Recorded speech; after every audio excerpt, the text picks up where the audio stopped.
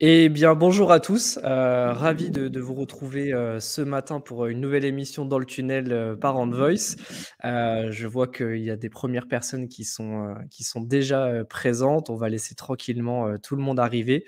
On a eu beaucoup d'inscriptions pour cette émission et on est ravis. C'est vrai que le sujet du consentement est un sujet très chaud.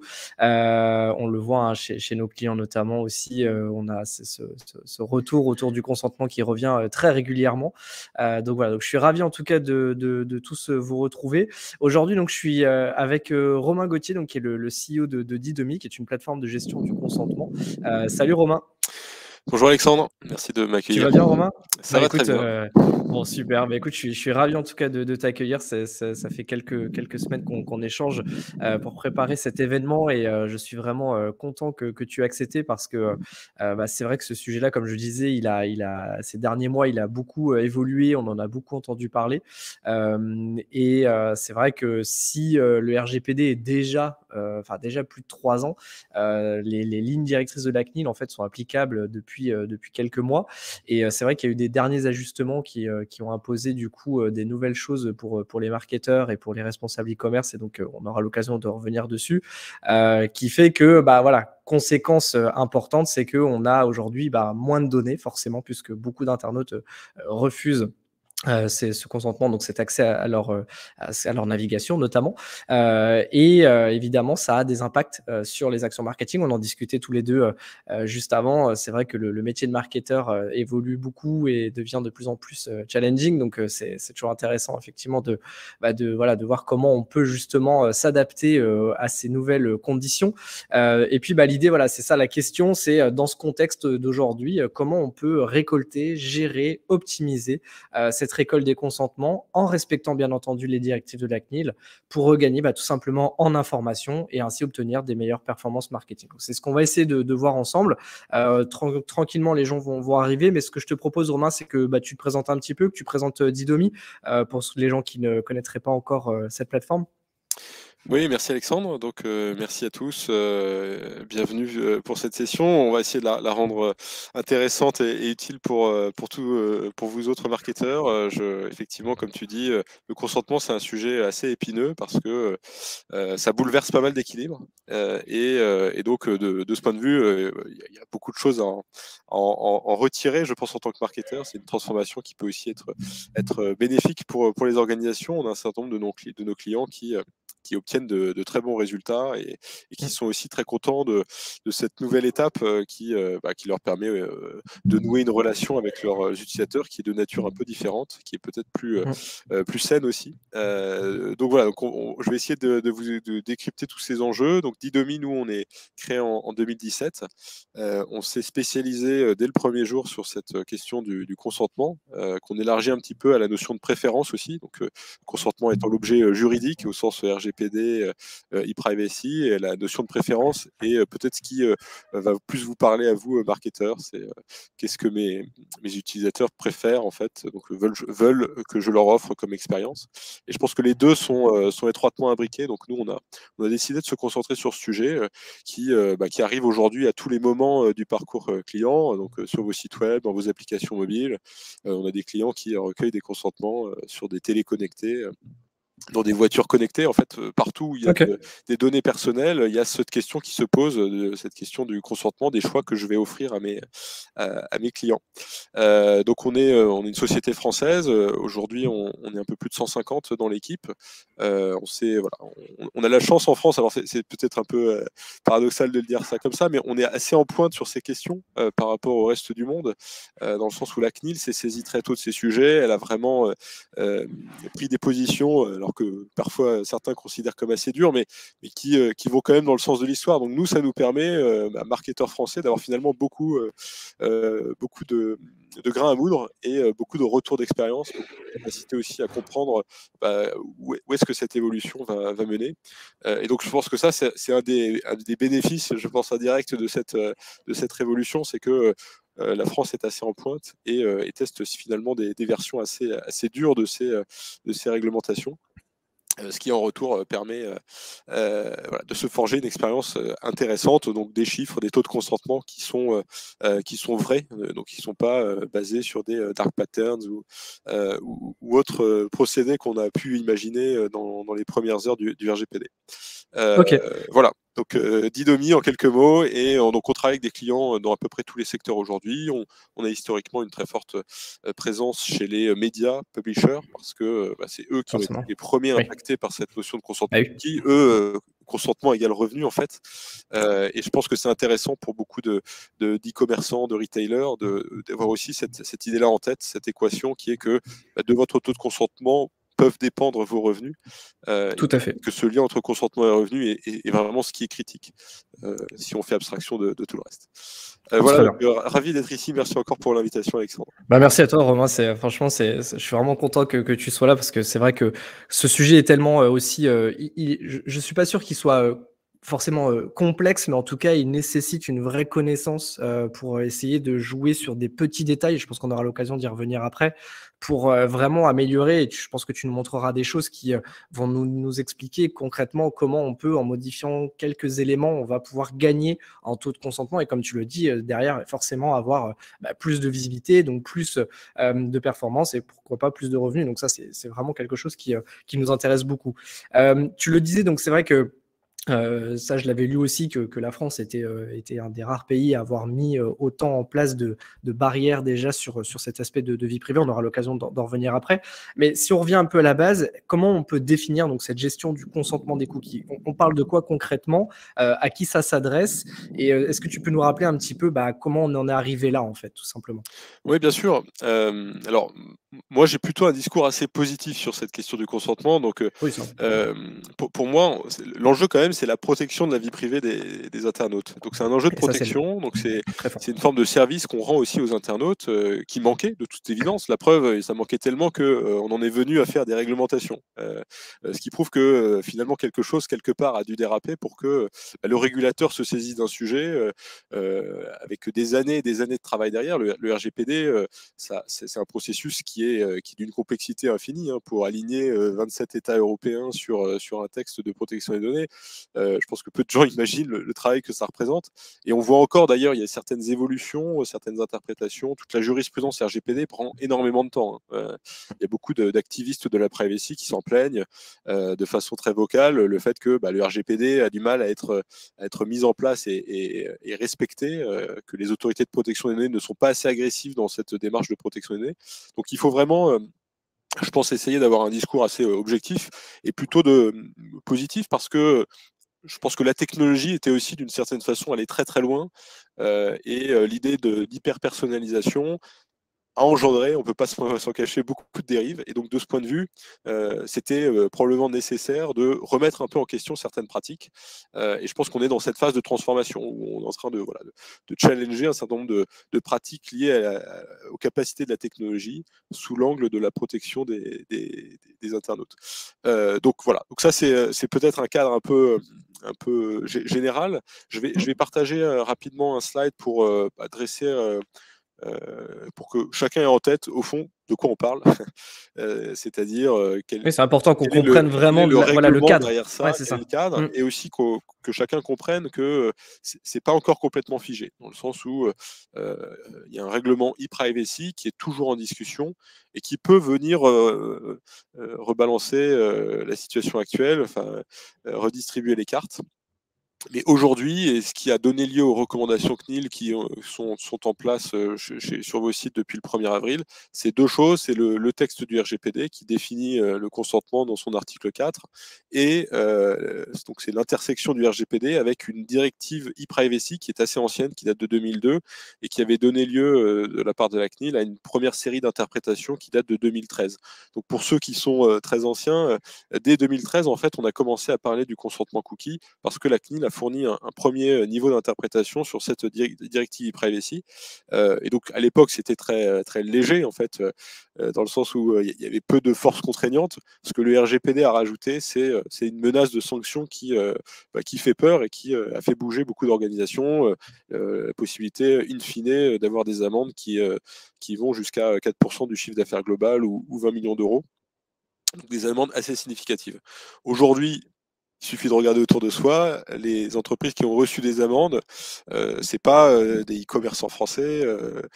Donc il y a eu quelques cas un peu exceptionnels sur des infractions graves, mais les autorités de protection des données, la CNIL en particulier, ont quand même plutôt ciblé les grosses organisations, les GAFA. Donc Google, Amazon, Facebook ont tous eu des amendes liées au RGPD. Donc c'est aussi un texte qui voilà, qui a quand même contrebalancé aussi un certain nombre de choses et qui voilà, qu'il faut pas prendre non plus comme une menace absolue. Dans la pratique, ça ne se vérifie pas.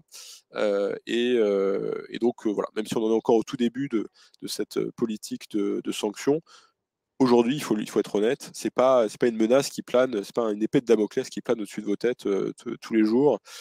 C'est quelque chose d'assez exceptionnel. Et je pense que ça le restera, parce que la CNIL n'est pas du tout dans cette démarche de sanction. C'est plutôt constructif ce qu'a fait la CNIL, finalement très progressif, parce que quand on regarde, il y a eu beaucoup de temps qui s'est écoulé depuis la mise en place du RGPD le 25 mai 2018 jusqu'à ces recommandations CNIL. Et ça a été un travail, je dirais, de co-construction, en fait. La CNIL a invité l'industrie marketing, advertising, autour de la table pendant 6 mois, en essayant de bien voilà, prendre en compte tous les retours tous les retours des professionnels avant d'établir ces recommandations. Et finalement, du coup, ces recommandations donnent lieu à un certain nombre d'ouvertures par rapport à une position très stricte qui aurait été vous mettez un bouton j'accepte, un bouton je refuse dès le premier niveau de navigation, ce qui n'est pas le cas aujourd'hui. Donc, et la plupart des sites, vous le voyez, ont plutôt mis en place des bannières avec un lien continuer sans accepter, qui est Tout à fait. une partie des recommandations CNIL, qui est très clairement décrit dans ces recommandations CNIL. Et ça, c'est voilà, c'est le fruit je pense, d'un dialogue. Et donc, il faut aussi saluer, je pense, le travail de la CNIL de ce côté-là, qui est plutôt constructif par rapport à ce que ça aurait pu être si elle avait tout de suite brandi le bâton et la menace de sanctions de façon assez agressive sur le marché. D'accord. Donc voilà, on en est Ok. là. Ok. C'est le fruit d'un long processus et qui continue, donc dans le sens où il y a aujourd'hui plusieurs textes au niveau européen qui peuvent changer pas mal les choses. Donc la réglementation e-privacy, c'est un serpent de mer, donc il n'y a pas de calendrier prévisible de mise en place. Ça va encore prendre probablement des années. Mais ça peut donc invalider, par exemple, les positions de la CNIL sur la Ok. question de l'exemption de consentement. Ça, c'est une spécificité très française, par exemple. Ok. Donc ça, voilà, ça n'est pas acquis pour toujours. En tant que marketeur, il faut quand même surveiller ces sujets. Et il y a aussi deux autres textes qui sont aujourd'hui en discussion au niveau européen, le DSA et le DMA, donc c'est des Digital Service Act et Digital Market Act, qui sont des textes assez fondamentaux, alors qui ciblent très clairement les plateformes, donc les GAFAM, mais dans certaines versions des textes, il est question d'interdire la publicité personnalisée. Et voilà, je pense qu'en tant que marketeur, ça c'est un point qu'il faut surveiller parce que de ça dépendent quand même pas mal de votre acquisition pour certains. Et il est Tout à possible fait. qu'en Europe, demain, on ne soit plus en mesure de faire du retargeting, toute forme de remarketing d'ailleurs. Euh, voilà. Pour Ok. tout simplement, même avec consentement en fait. Donc Et c'est une question, c'est une sorte voilà, de menace qui plane encore, qui est vraiment liée à voilà, des dérives sur les réseaux sociaux. oui, c'est ça. C'est je voulais en venir un peu aussi à l'origine. C'est ce que tu disais un petit peu aussi en intro. C'est quoi? C'est on a été trop loin dans l'exploitation des données pour en faire beaucoup de choses. Comment aujourd'hui effectivement tout ça a pu ressortir et pourquoi en France notamment la CNIL qui est un peu non est-ce que c'est une exception aussi sur le marché européen a eu besoin de sortir aussi vite ces textes-là alors que tout n'est pas encore décidé au niveau européen. euh, alors, la CNIL, c'est une des grosses autorités de protection des données en Europe. C'est une des plus puissante aussi, parce que si on regarde l'Allemagne, par exemple, l'Allemagne, c'est 17 autorités de protection des données différentes, une par Länder. Et donc, voilà, cette position qui peuvent varier ou être nuancées.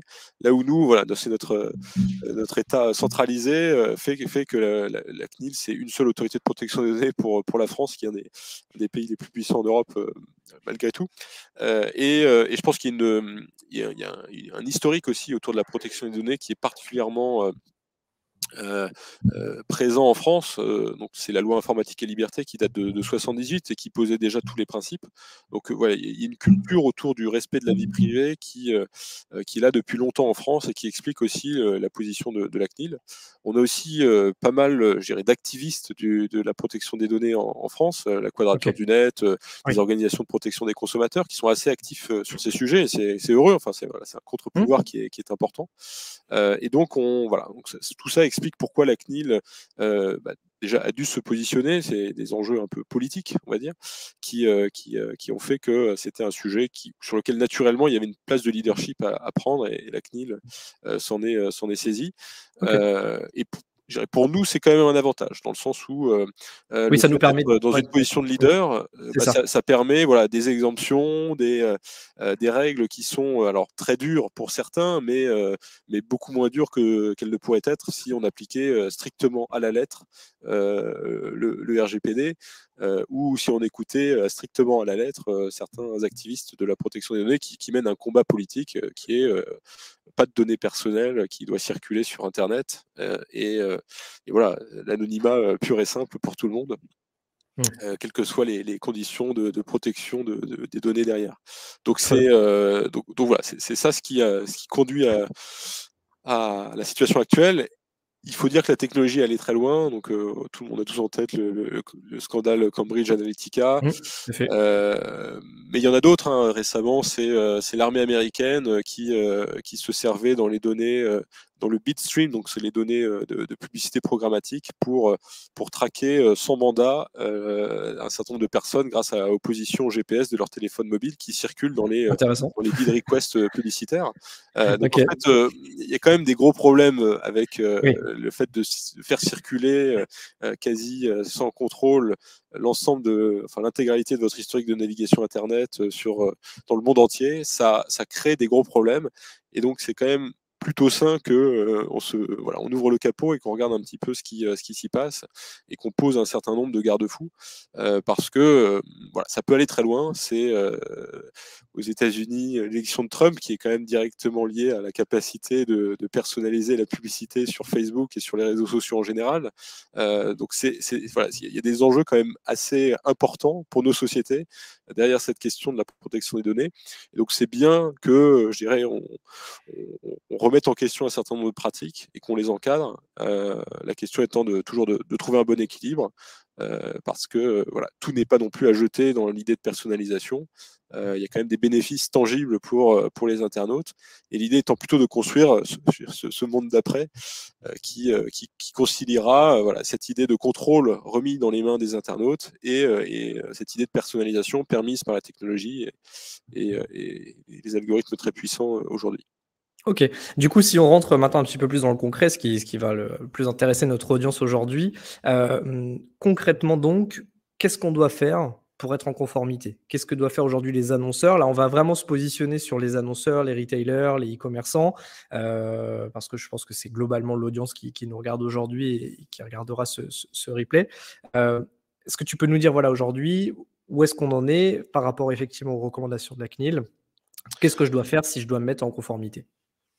Bien sûr, alors c'est finalement assez simple. La première règle, c'est que dès lors que vous déposez un cookie ou toute forme de traceur d'ailleurs, c'est pas seulement les cookies, c'est tout type de traceur, hein. N'imaginez pas que parce que votre partenaire technologique vous dit non, je n'utilise pas de cookies, j'utilise une autre technologie, vous soyez exempté du besoin de consentement. C'est plutôt l'inverse.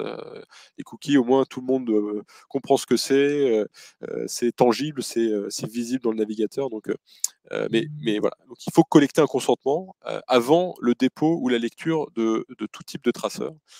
Et donc j'insiste sur le avant, c'est qu'il faut vraiment que rien ne se passe, aucune lecture, aucun dépôt de toute forme de traceur avant qu'il y ait eu ce consentement recueilli. C'est un consentement pour le dépôt et la lecture des traceurs, donc c'est ça la finalité, c'est la finalité e-privacy, de la directive e-privacy que j'ai mentionnée au-dessus. Et voilà, ça c'est la première règle qui est fondamentale.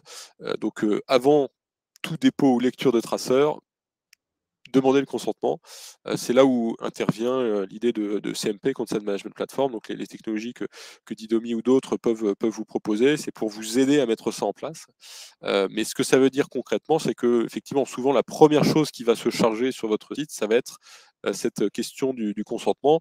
Est-ce que je dois ou non recueillir un consentement? Est-ce que je l'ai déjà ou est-ce que je dois le demander avant de déclencher le dépôt et la lecture de ces cookies et traceurs, ce qui généralement passe par un outil de tag management qui va conditionner en fait le dépôt ou la lecture à cet événement de consentement que vous aurez recueilli.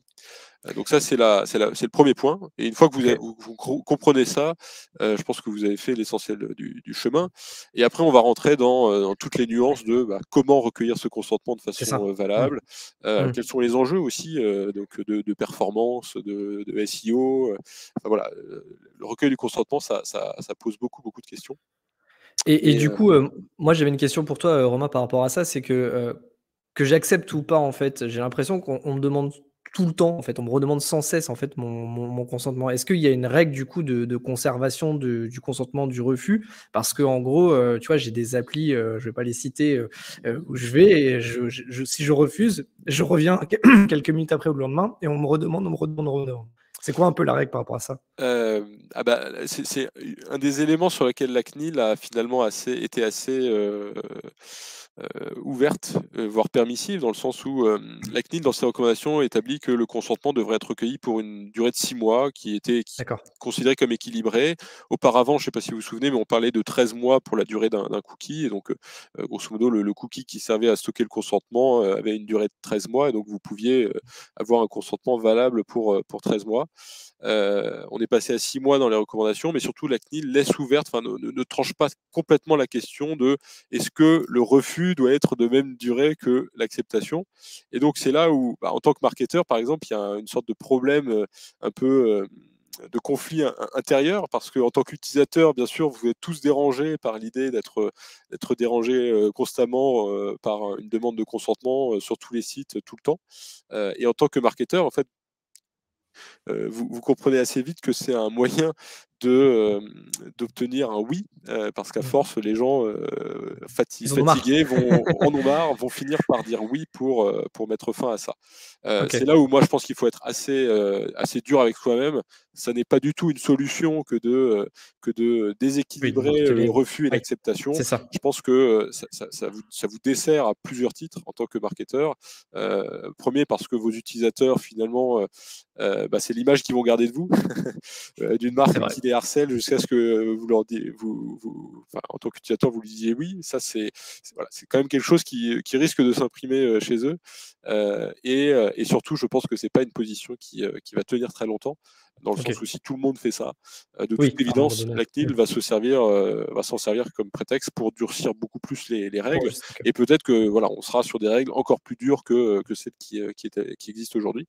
Donc, pour moi, il n'y a pas grand-chose à gagner à tricher sur cette demande de consentement, d'autant plus que la question fondamentale, c'est qu'est-ce que ça vous rapporte?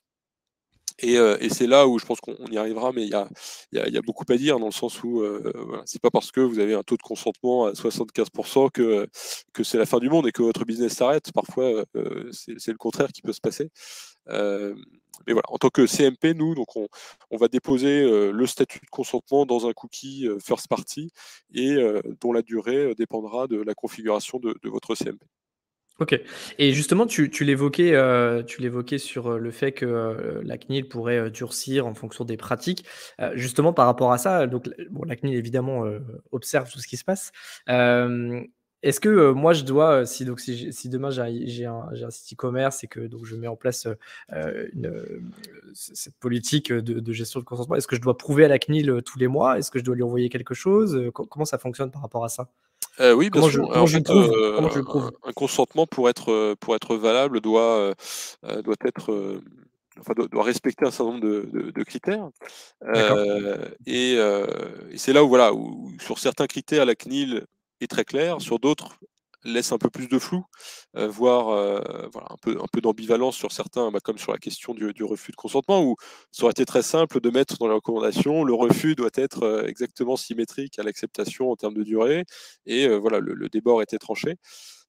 La CNIL a préféré laisser les professionnels prendre cette décision pour eux-mêmes. Toujours est-il que sur n'importe quel événement de consentement, il faut être en mesure de le prouver.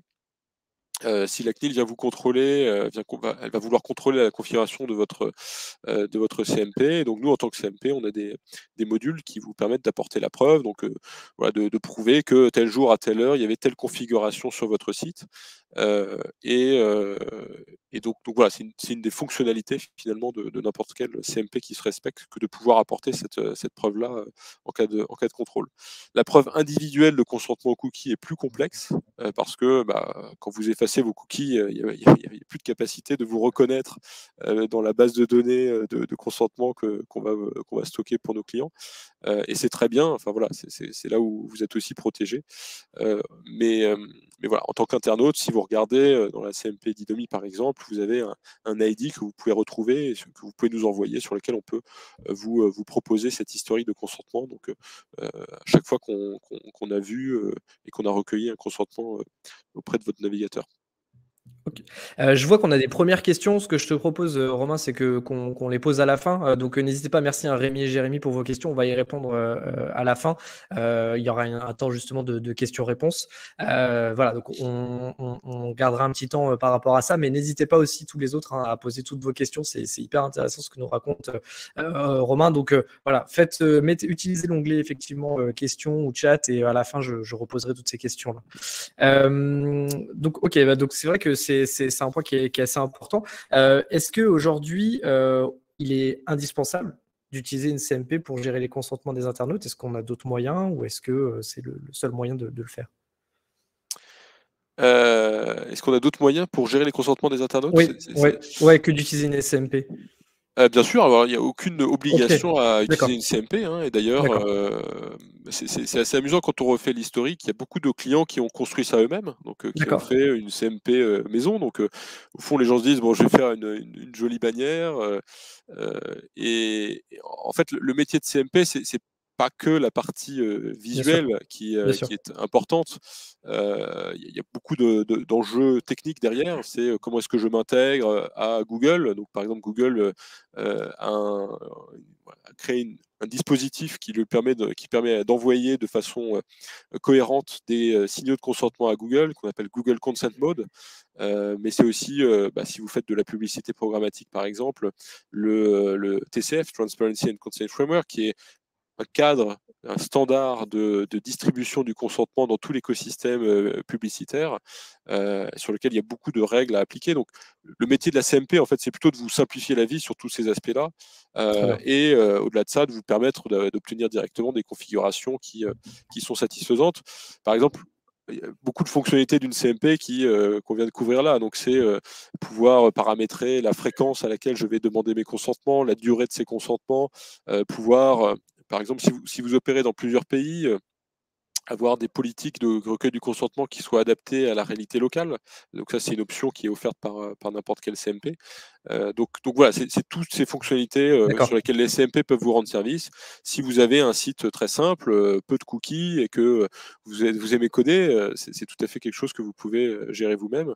Et je dirais, en fait, nous Didomi, par exemple, on est un produit assez premium, donc assez cher. On est autour de 250 € par mois pour les plus petits clients. Donc c'est vraiment des clients qui ont des problématiques autour du consentement qui sont de nature complexe et sur lesquelles nos technologies vont leur apporter plus que ce qu'ils n'arriveraient à développer et maintenir au cours du temps eux-mêmes.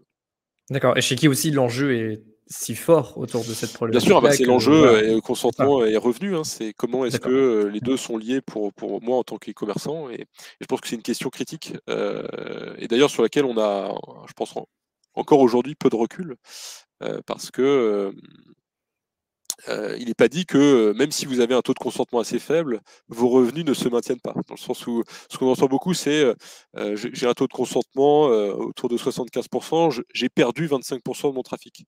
En fait, c'est pas ça, c'est 25% du trafic sur lequel vous n'avez plus de visibilité directe. Ça ne veut pas dire qu'ils sont plus là. C'est des gens qui visitent toujours votre site, qui sont toujours en train de mettre des produits en panier, qui sont toujours en train de convertir, mais sur lesquels vous n'avez pas mesuré directement tous ces événements-là au travers de votre outil d'analytics, au travers de vos outils de mesure de conversion. Et donc la vraie question derrière ça, c'est est-ce que ça affecte vraiment mon revenu d'avoir moins d'analytics et moins de mesures de conversion? Et je pense que c'est voilà, en tant que marketeur, c'est la question centrale. Si oui, à ce moment-là, vous avez des raisons valables d'optimiser votre taux de consentement. Si ce n'est pas le cas, ce qui est peut-être en train de se passer, c'est que votre analytics, même s'il porte que sur 75% de votre trafic, reste valable. Donc les décisions que vous baserez sur la base de cette analytics resteront valables pour l'ensemble de votre trafic. Donc vous avez voilà, un analytics qui est représentatif, même s'il n'est pas total. Et donc vos décisions en termes d'acquisition, de SEO, etc., resteront pertinentes et vous conduiront à toujours faire bien votre métier, qui sera de maximiser le revenu de vos sites. Et donc c'est ça la question centrale, c'est que au fond c'est pas très grave hein, si la visibilité sur une partie du trafic disparaît, dès lors que cette idée de représentativité est maintenue. Et c'est là où je pense qu'on est, en tant que marketeur, on n'est pas tous logés à la même enseigne, parce que quand vous avez des sites à fort trafic, quand vous avez des gros sites, plusieurs dizaines de milliers de visiteurs uniques mensuels, cette représentativité-là, vous la retrouverez d'une façon ou d'une autre. Il y a des solutions d'analytics exemptées de consentement qui vous permettront de toujours former des décisions valables sur l'allocation de vos budgets. Quand vous avez des tout petits sites, c'est là où la question se pose de façon un peu plus critique, dans le sens où voilà, si vous avez une trop faible portion de votre trafic sur laquelle vous êtes capable de mesurer les comportements, la conversion, la représentativité n'est pas garantie. Alors c'est un sujet qui est vraiment un sujet, je pense, quasiment de recherche. Hein. Aujourd'hui, nous, on surveille ça de près, mais il y a peu de documentation, de recherche valable sur ce sujet. Ça reste un sujet très récent. Mais c'est là où je pense qu'en tant que marketeur, en France, on a de la chance, c'est qu'on se rend compte de ça avant tout le monde. Et finalement, peut-être que demain, la CNIL dira il faut un bouton j'accepte, je refuse en premier niveau. Votre taux de consentement baissera un peu, mais qu'en fait, rien ne se passera derrière, dans le sens où vous continuerez à générer de très bons résultats pour vos sites, à être en capacité d'améliorer et d'optimiser ces résultats. Et c'est ça, voilà, pour moi, où je pense que c'est pour ça que je parle de transformation, et c'est douloureux parce que forcément, si votre modèle d'incentive dépend des volumes de trafic, par exemple, donc si votre bonus dépend de la mauvaise métrique, c'est là où vous êtes face à une situation impossible. Vous allez devoir prendre des décisions contre-productives peut-être. Et donc, je pense que c'est là où il faut aller voir son manager et lui expliquer ce qui est en train de se passer. C'est que le trafic n'a pas disparu. Vous n'êtes pas Tout en à fait. train de mal faire votre travail. C'est plutôt l'inverse. C'est une bonne occasion de recentrer la mesure, les métriques sur ce qui compte, ce qui est le revenu et les coûts d'acquisition, en fait. Hein. C'est-à-dire, vous aurez toujours la capacité de mesurer combien de chiffre d'affaires vous avez généré et le coût engendré pour mesurer ce chiffre d'affaires. Et donc, c'est voilà, le métier du marketing dans sa plus pure acceptation qui est en train de revenir finalement. Là où on avait commencé un peu à le noyer dans beaucoup de métriques intermédiaires qui étaient le clic, le taux de clic, pourcentage de clic, qui sont complètement. Enfin, moi j'ai beaucoup travaillé dans la tech avant, donc on se rend bien compte que c'était des choses qui ne voulaient plus dire grand-chose, dans le sens où c'était très très facile de tricher. Par exemple, vous aviez aussi des gens qui mesuraient, je sais pas, votre nombre de fans, nombre de likes, enfin toutes ces métriques intermédiaires qui sont devenus une sorte de monnaie dans le marketing digital, sans vraiment bien comprendre quel était le lien entre cette monnaie-là et le chiffre d'affaires in fine sur nos sites. Et donc là c'est brutal, c'est violent, mais au moins c'est vrai, quoi. On va On est dans voir le la concret. vérité la plus Ouais. nue. Alors, quand on a dit ça, je pense que tout le monde est à peu près d'accord, mais il y a quand même des points sur lesquels ça pose problème, qui sont notamment la partie remarketing. C'est vrai que Oui. on peut pas nier le fait que quand on arrive à attirer un profil sur son site, C'est une première victoire parce qu'ensuite on est capable de le réengager aujourd'hui, hein, avec les cookies tiers, le retargeting, des solutions comme Criteo, Google et autres. Il y avait cette capacité de réengager ultérieurement dans sa navigation l'utilisateur au travers d'une vidéo, d'une impression publicitaire, d'un lien, enfin voilà, pas mal de choses. Et ça, c'est vrai qu'on est en train de le perdre, dans le sens en partie. Et c'est là-dessus que votre taux de consentement va avoir un impact significatif. Dans le sens où chaque pourcentage de taux de consentement, c'est un peu plus d'internautes que vous serez capable de réengager plus tard. La bonne nouvelle, c'est que ce marketing consenti sera probablement in fine plus solide, plus robuste, parce qu'aujourd'hui, il dépendait de cookies tiers et sur plein de navigateurs, ça ne marchait plus. Les cookies, pour avoir bien étudié la question, ça avait une espérance de vie qui était très faible en fait. Donc vous perdiez 50% de votre base remarketing au bout de 24 heures. Ce qui conduisait à faire des campagnes extrêmement agressives sur les 24 premières heures et ensuite moins après, ce qui du point de vue de l'internaute n'était pas forcément le plus intéressant et le plus bénéfique. Donc voilà, donc, sur cette partie remarketing, retargeting, je pense que là, il va falloir se former une nouvelle religion, donc essayer sur mes revenus. Et je crois que j'ai été coupé brièvement. Vous m'avez entendu? Non, ça va, moi je te vois, Romain. Ok, Mais... super.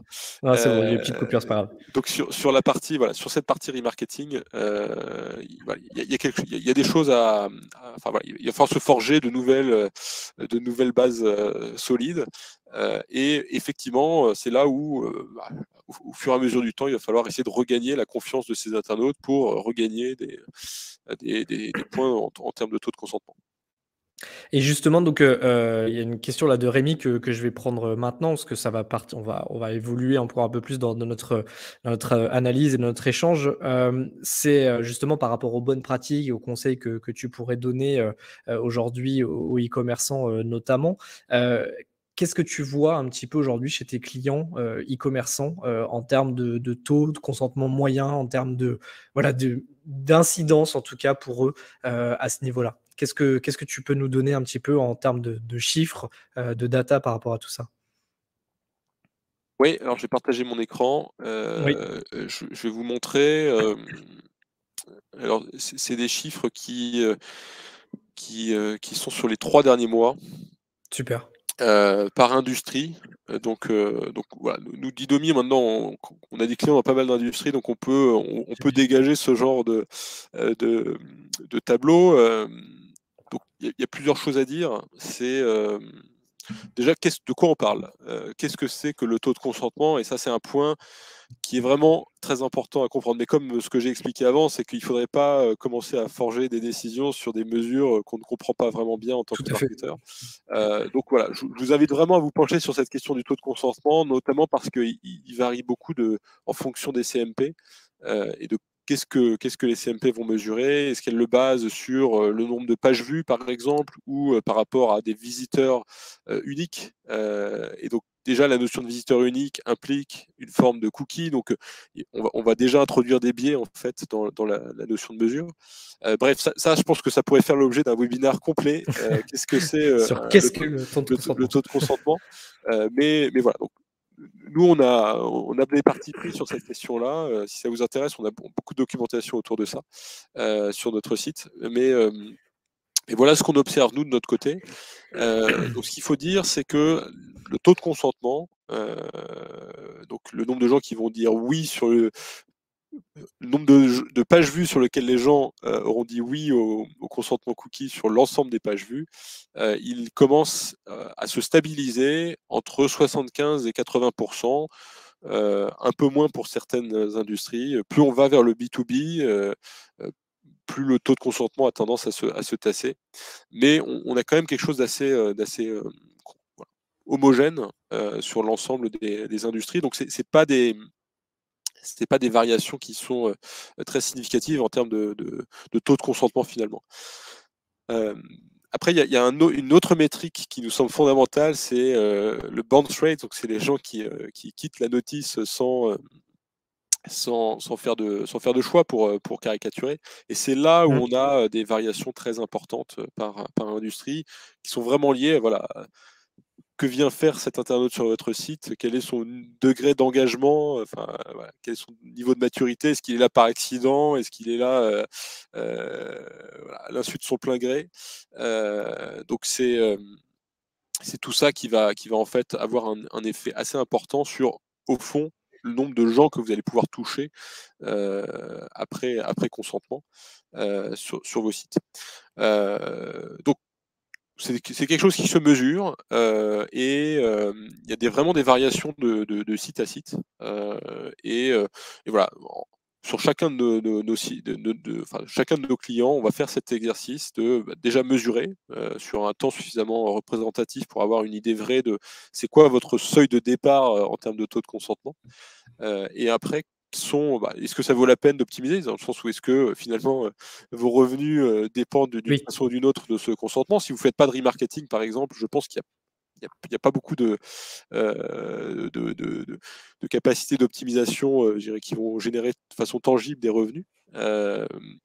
Donc, une fois qu'on a mesuré, en tant que client d'Idomi, vous bénéficiez voilà, de l'expertise d'un Customer Success Manager qui va vous faire cette analyse, qui va vous montrer où en sont vos pairs et quelles sont les bonnes pratiques pour aller un peu plus loin, pour aller chercher un taux de consentement un peu supérieur. Et c'est des choses qui vont de rajouter un logo dans ma notice de consentement, ça paraît tout bête, mais en fait, la plupart des gens arrivent sur votre site, ils ne savent pas qui leur pose la question. Est-ce que c'est le navigateur? Est-ce que c'est le site? Est-ce que c'est Google? Donc, c'est important dans le message aussi de faire passer très clairement l'idée que c'est vous, en tant que marque, qui prenez la parole, posez cette question et allez respecter ce choix. Et la réponse va donc considérablement varier. Hein. Si vous mettez un logo Google à la place de votre logo de marque, vous verrez des taux de consentement peut-être radicalement différents, parce que voilà, l'internaute, peut-être qu'il vous reconnaît en tant que marque, il vous apprécie, il a une relation de confiance avec vous qui est le fruit peut-être de nombreuses années, et donc il aura naturellement plus tendance à dire oui.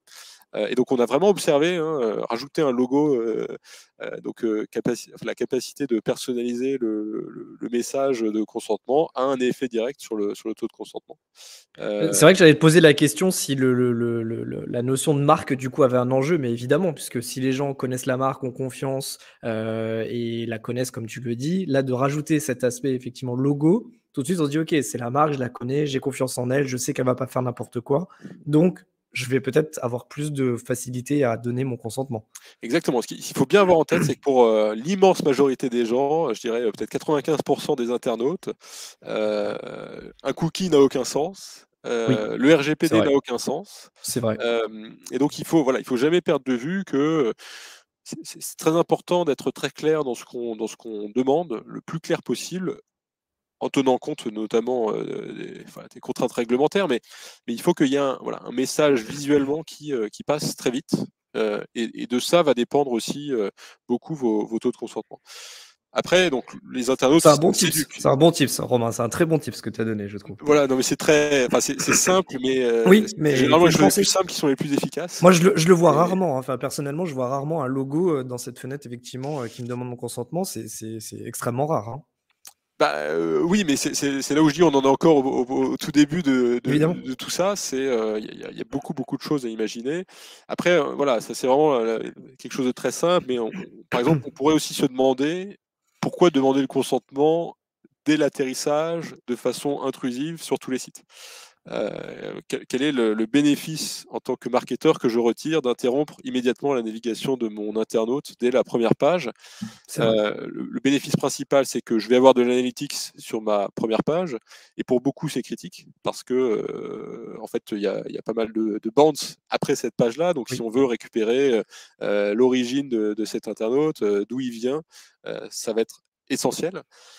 Mais c'est quand même une question, et donc aujourd'hui, je pense qu'on n'en est pas encore au stade où on va pouvoir, je dirais, avoir une compréhension parfaite de ce que ça voudrait dire sur tous les sites, de ne plus demander le consentement dès la première page, mais je pense que c'est quelque chose qui va finir par arriver à mesure qu'on progresse dans notre compréhension du sujet. Et donc, en fait, moi, ce que j'invite chaque marketeur ici à faire, c'est vraiment essayer de questionner point par point la pertinence de son choix, et voilà, et de toujours rattacher ça à la métrique qui va l'intéresser, qui sont ses revenus in fine, parce que c'est voilà, c'est ça le juge de paix pour tout le monde autour de cette table.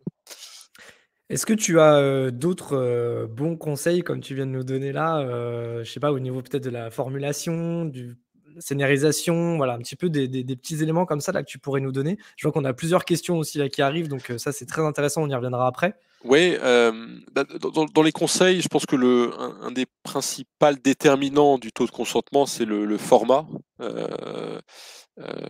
Donc en fait, plus vous avez un format discret, voilà, non intrusif, moins les gens vont se prononcer. Donc effectivement, peut-être que votre taux de consentement sera, sur la première page plus faible, mais au cours de la durée, d'une navigation meilleur. Donc en fait, voilà, l'enjeu, c'est de comprendre à quel point vous avez besoin de ce taux de consentement, enfin de ce consentement immédiatement. Auquel cas, si vous voulez maximiser le nombre de personnes qui vous répondent, il faut un format pop-in, donc qui interrompt la navigation et qui vous garantit une réponse en fait, une réponse brute, oui, non, enfin, j'accepte ou je continue sans accepter. Et donc là, vous savez à quoi vous en tenir, vous avez un peu forcé le choix. Et donc c'est généralement une stratégie qu'on voit assez souvent parce que beaucoup de marketeurs font cette analyse qu'ils ont besoin de comprendre le choix de l'internaute avant de lui donner accès à du contenu. Euh, et il y a des formats qui paraissaient des bonnes idées, par exemple le format panel en bas à gauche ou à droite de l'écran, assez discret et non intrusif, mais qui dans la pratique font que les gens, enfin les gens l'ignorent. C'est un peu comme la publicité, vous ne le voyez plus pour beaucoup d'internautes. Et donc en fait, C'est vous vrai. vous retrouvez avec des taux de consentement assez faibles. Et donc il faut trouver un peu un juste milieu entre ces formats, enfin pour voir pour vous ce que ça veut dire. Peut-être que le format panel non intrusif vous convient, dans le sens où ça n'aura aucun impact sur vos revenus, vous avez un trafic suffisant pour baser vos décisions sur une analytics relativement, enfin, pourcentage de vos visiteurs traqués qui est relativement faible. Dans ce cas, très bien, je vous invite à continuer à faire ça. C'est très respectueux et c'est bénéfique pour vous. Je pense que l'expérience utilisateur est très positive. Moi, à titre personnel, j'apprécie ce genre de respect, mais je dirais, en général, il faut quand même remettre en question ce genre de format par rapport à votre objectif. Donc le format, je dirais, c'est le deuxième élément le plus impactant. Donc c'est vraiment cet élément qui se travaille. Quand je dis se travaille, vous avez la capacité de faire de l'optimisation, hein, des CMP comme dit Domi, c'est la capacité de faire de l'A/B testing, donc de tester différentes versions au cours du temps de votre CMP, différents formats, avec son logo, différents boutons, je change la couleur d'un bouton, qu'est-ce que ça fait? Enfin, tout ça, vous avez la capacité très simplement à le tester. Et voilà, nos clients commencent toujours par cette phase-là pour se forger une opinion claire de ce qui fonctionne ou ne fonctionne pas pour eux. OK et on voit aussi parfois, on va me demander, énormément de choix, très détaillés. Comme tu le disais tout à l'heure, j'ai l'impression que pour les internautes, pour eux, en fait, finalement, c'est dire du chinois, mais c'est vraiment c'est compliqué. C'est des sujets qu'ils maîtrisent pas du tout. Nous, en tant que marketeurs, ça nous parle, mais est-ce qu'on a besoin de demander, chaque élément de chaque tracking et cetera? Est-ce que ça, par exemple, c'est une bonne pratique ou pas pour toi? Alors en premier niveau, non, parce que très honnêtement, ça n'intéresse que très peu de gens. C'est ça. Nous, on chiffre ça autour de 2 des internautes qui vont aller dans un niveau ultérieur et faire des choix granulaires. Heu, Après, bon, ça reste 2 des gens, et c'est souvent 2 des gens qui sont assez éduqués, voire sensibles sur la question. Mmh. Et donc la question est, qu'est-ce que ça coûte à un marketeur de proposer ces choix-là par rapport ne pas les proposer et ne pas les proposer, c'est s'exposer justement voilà, à un tweet ravageur de quelqu'un qui connaît très très bien le sujet, qui peut être quelqu'un qui a le même métier que vous, mais qui a une sensibilité très forte en tant qu'internaute quand il se balade sur Internet. Et donc en fait, voilà, c'est toujours intéressant, je pense, proposer ces choix-là dans un niveau de navigation de la CMP ultérieure, donc en deuxième, en troisième niveau. Mais pour moi, en fait, c'est là où une CMP peut vous aider, c'est qu'il y a plus à perdre qu'autre chose de ne pas le proposer, et que c'est assez simple de proposer du coup une expérience irréprochable de ce côté-là. C'est ce que la CNIL ira regarder, par exemple. Donc voilà, sachez que ça ne concerne peut-être que 2% de vos internautes, mais c'est 2% qui peuvent vous coûter beaucoup en termes de réputation, d'amende, etc. Très bien. Est-ce que du coup, par rapport notamment à l'audience, on a beaucoup tu le disais, c'est un élément qui est important de se dire que est-ce que c'est important, enfin, est-ce que en gros perdre 25% de visibilité de son audience est quelque chose de grave ou pas, mais est-ce que tu as des bonnes pratiques peut-être? Je sais que par exemple nous chez Handvoice, on va travailler plutôt sur un redressement des performances en fonction du taux de consentement pour avoir une vision complète. On fait règle de 3 très basique. Est-ce que ça c'est des choses que tu Absolument, ah oui, recommandes? C'est des oui, moi choses je que pense que c'est tu... assez intéressant. Donc, règle de 3, c'est effectivement commencer par ça, c'est sûr. Je pense que ça. Et surtout essayer de rattacher ça au plus près du revenu, en fait. Donc, essayer. Et même le revenu, ça peut être aussi le panier. C'est-à-dire, peut-être que les internautes qui disent non, c'est des internautes qui, in fine, vous rapportent plus, quoi. Donc, parce que voilà, pourquoi est-ce que Apple fait de la privacy son argument de différenciation numéro 1? C'est parce que Apple, phare. c'est le smartphone premium, c'est le smartphone des gens riches, et que les gens riches et éduqués, en fait, c'est principalement cette population-là qui est sensible à ces questions.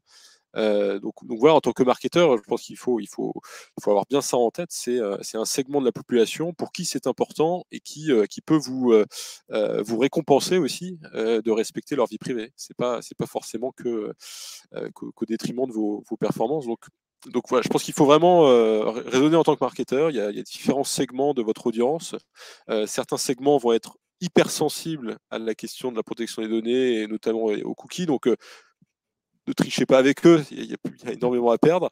Je dirais un gros 20%, 20-25% sont peut-être le segment visé par Apple, ont des bonnes connaissances et commencent à comprendre de quoi il s'agit. Donc pour eux, c'est un sujet qui de temps en temps est important. Donc si jamais ils ont une mauvaise expérience, ça va les énerver, mais dans la plupart du temps, ils vous seront juste, ils apprécieront le fait que vous fassiez attention à eux.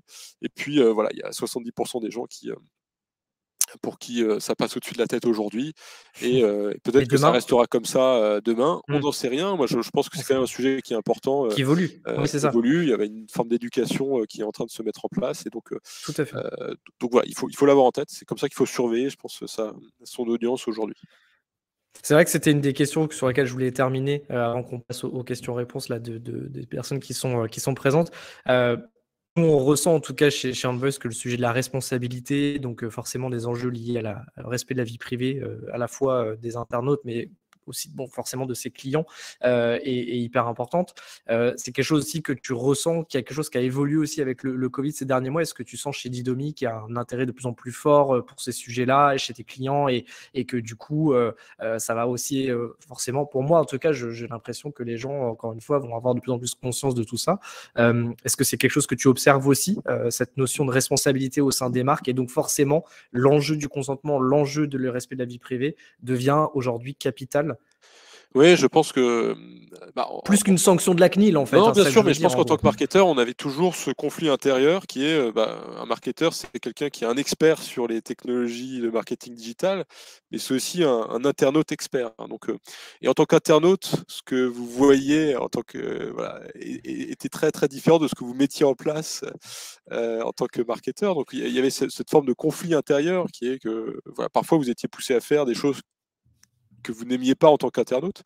Et peut-être que, alors je ne suis pas capable de relier ça au Covid, mais c'est vrai qu'il y a peut-être voilà, une façon plus objective de regarder la réalité et de se dire, au fond, est-ce que tout ça sert à quelque chose?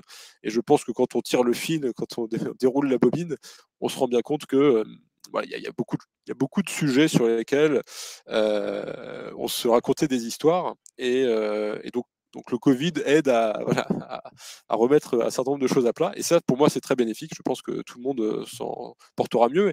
Et je ne vois pas en fait pourquoi on oppose en fait l'idée de faire un marketing digital de qualité à l'idée de protection des données. C'est un peu, voilà, ça c'est une des histoires qu'on nous a racontées et qui me semble dangereuse. Hein. C'est que c'est pas ce qu'on souhaite à titre individuel. Et donc, il n'y a aucune raison qu'on nous force à faire ça. Pour moi, il faut trouver le meilleur des deux mondes. Donc, alors, il y a des gens qui parlent de marketing consenti, mais c'est l'idée que, au fond, on va faire confiance aux internautes pour faire le choix qui leur convient le mieux et que respecter ça va être bénéfique pour mon site. Même si, à court terme, par rapport à avant, il y a beaucoup de choses qui vont changer. Je pense que c'est cette phase de transformation qu'on est en train de vivre qui est pas simple à gérer, hein, parce que voilà, il y a beaucoup de déséquilibres qui sont créés, mais qui, in fine, nous réussira tous.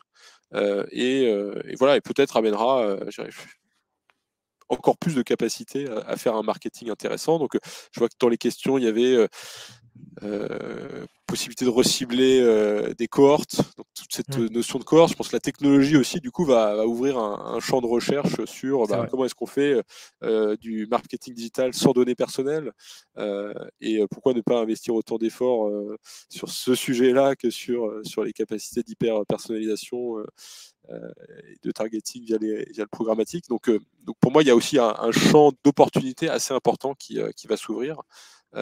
Et voilà, donc les marketeurs qui le comprennent tôt sont en train de, je dirais, vont avoir une place intéressante dans le futur. Donc c'est là où je disais qu'en France, on a une chance énorme. Nous, quand on va vendre à des Américains, on leur dit pourquoi est-ce que vous essayez pas de mettre un bouton je refuse, et regardez si ça a un effet sur vos revenus. Et en fait, casser en fait cette idée que c'est forcément négatif de faire confiance à l'internaute, pour moi, c'est fondamental. Je crois que c'est vraiment la partie la plus intéressante de cette transformation. OK, et ben écoute, merci beaucoup Romain. Franchement, j'étais ravi de t'accueillir parce que en tout cas, tu nous as donné en tout cas une belle vision, de ce sujet-là et c'était hyper complet et donc vraiment un grand, grand merci à toi. Je te propose qu'on prenne quelques questions Bien sûr. pour terminer. Il y avait Jérémy qui nous posait la question quand tu parlais tout à l'heure des cookies first, donc qui sont déposés pour justement, afficher cette fenêtre, de demande donc de consentement. Est-ce qu'elles ne seront pas limitées à 24 heures sur les différents navigateurs, les cookies first party? Alors, c'est là où effectivement les navigateurs en fait ont un rôle assez important sur les possibilités offertes au CMP de travailler. Beaucoup d'internautes se plaignent de la fatigue de consentement, le fait de voir trop souvent les notices de consentement. C'est en partie lié à une problématique technologique. C'est que nous, on n'a pas de capacité de traquer les gens autres que les cookies first party, et que si les navigateurs nous contraignent trop en tant que CMP, nous, on peut pas faire différemment. Alors, je pense que ça, c'est des questions pareilles, c'est en train d'évoluer assez rapidement. Je pense que les standards de l'Internet, donc au niveau du W3C, sont en train de poser à plat tous ces sujets, et je pense qu'on aura des interfaces standardisées de recueil de consentement qui vont exister dans le futur. C'est pas pour tout de suite, mais ça va arriver. Donc effectivement, on finira par trouver une solution technique à ce problème. Il y a beaucoup de solutions envisageables. Donc pour moi, c'est qu'une question de temps. Donc nous, on y travaille. Et voilà. Et en attendant, on a des fonctionnalités avancées, donc c'est le consentement cross-device, par exemple, chez Dinomy. C'est l'idée que vous collectez un consentement une fois et qu'ensuite vous êtes en mesure de le récupérer sur n'importe quel device, de ne pas ressolliciter la personne sur son mobile, sur un petit écran, de façon forcément plus intrusive, alors même que vous avez déjà obtenu une réponse ailleurs. Donc c'est travailler le parcours de consentement, et ça, c'est des sujets assez nouveaux sur lesquels, voilà, en tant que partenaire technologique, on aide nos clients à d'abord explorer et ensuite trouver les meilleurs setups. Justement, tu parlais de clients, il y a Rémi qui nous demandait si vous gérez, s'il travaille déjà avec une CMP, et qui veut aller vers Didomi. Est-ce que vous gérez la continuité des consentements qui sont d'ores et déjà recueillis par la précédente CMP? Alors c'est un sujet qui est pas très simple parce que, Quand on consent à une finalité qui est associée à un certain nombre de partenaires. Et donc, en fait, l'objet de consentement, il est un peu complexe. La question, c'est est-ce que l'objet de consentement tel qu'il se trouve dans OneTrust est parfaitement réplicable dans Didomi? Dans certains cas, oui, dans certains cas, non. Ensuite, il y a une question technique, c'est comment est-ce qu'on va lire le cookie OneTrust pour comprendre le statut de consentement et le remplacer par un cookie Didomi. Donc, tout ça étant gérable, dans la pratique, le niveau d'effort requis est parfois trop important, et donc on a juste c'est juste plus rapide et plus simple De pour tout le repartir à 0. monde de recueillir une nouvelle fois, et aussi de OK. repartir sur une base propre, Saine. Mmh. saine, parce que voilà, quand vous embarquez un historique de consentement, ça peut aussi se transformer en passif si les conditions dans lesquelles vous avez recueilli ces consentements n'étaient pas parfaitement bien établies. Enfin voilà, si la CNIL vient vous contrôler et que vous tombez parce que vous avez fait des erreurs dans le passé, c'est un peu dommage. OK. Jérémy, alors qui nous pose une question un peu technique. Que pensez-vous de l'envoi des données de conversion en S2S dans les 2 cas suivants? Pas de consentement égale j'envoie la conversion plus le montant de la conversion uniquement. Si consentement, j'envoie la conversion plus montant plus données du user. Hem, alors il y a plusieurs choses. Alors déjà, hem, ce qui est intéressant, c'est qu'on va vers plus de serveur to serveur.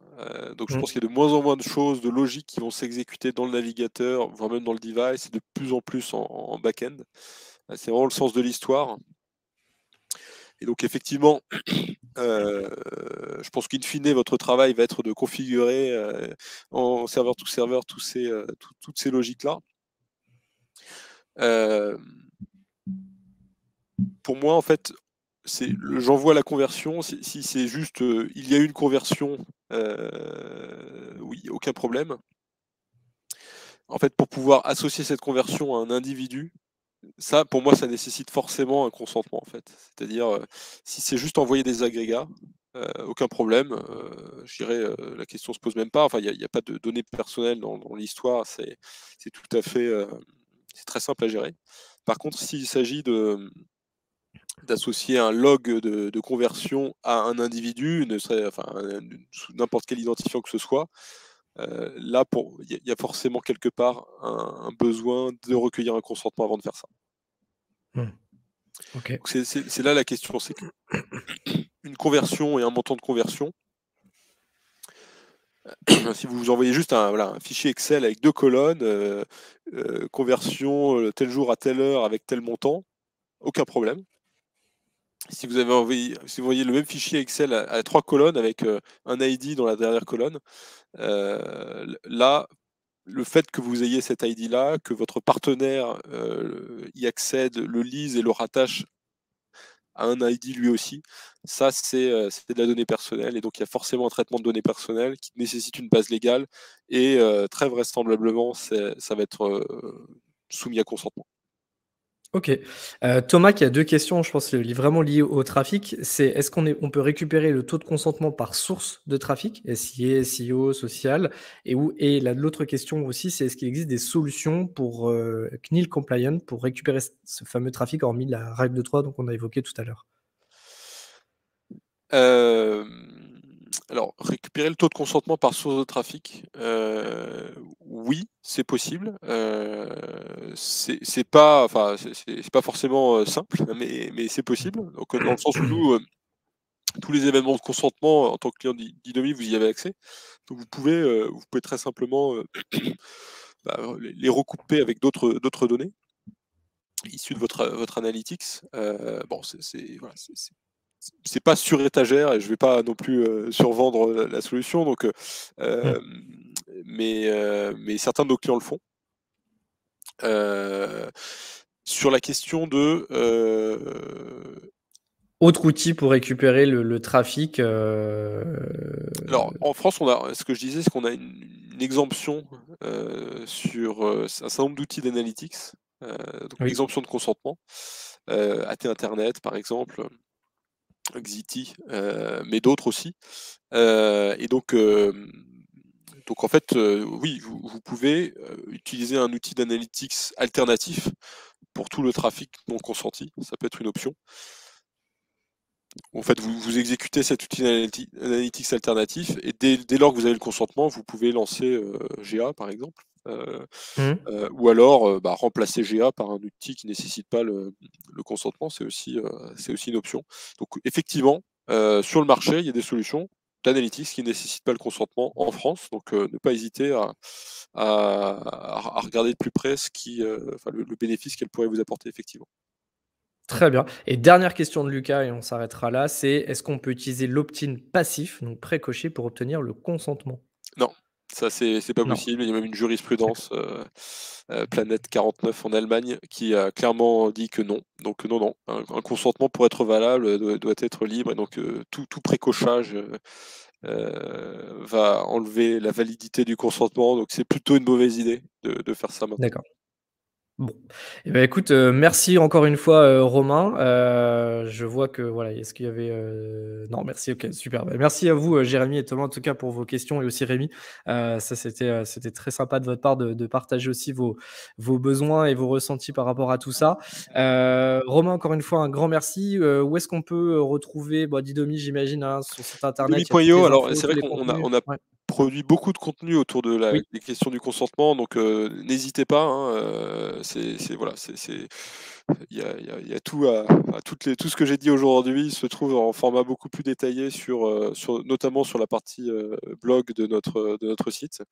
Et puis surtout, voilà, si vous avez besoin d'un expert qui regarde plus particulièrement vos problèmes, n'hésitez pas. C'est notre métier, on fait que ça. Et voilà, c'est vraiment un des éléments clés chez Didomi, c'est qu'on s'est spécialisé sur ces questions. Très bien et du coup, c'est vrai que nous, chez Envoice, on a beaucoup de clients qui travaillent avec vous, et qui sont vraiment satisfaits. Donc nous aussi, on a l'occasion de bien appréhender ces sujets-là et de bien travailler aussi, avec Didomi. Donc n'hésitez pas aussi si vous avez des questions sur la partie, acquisition publicitaire. On sera ravis de vous accompagner et on a des vrais, cas, clients, pas écrits, mais qu'on pourrait vous partager en tout cas, sur un travail avec Didomi. Donc voilà, donc surtout n'hésitez pas. Merci beaucoup Alexandre pour Merci Romain, l'invitation et à à bientôt. très bientôt. Au revoir. Merci à tous, au revoir.